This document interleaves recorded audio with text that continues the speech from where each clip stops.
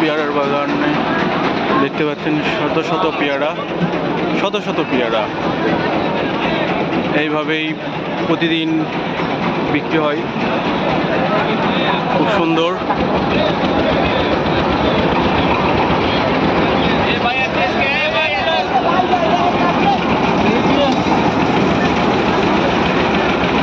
মনোমুগ্ধকর একটা প্লেস।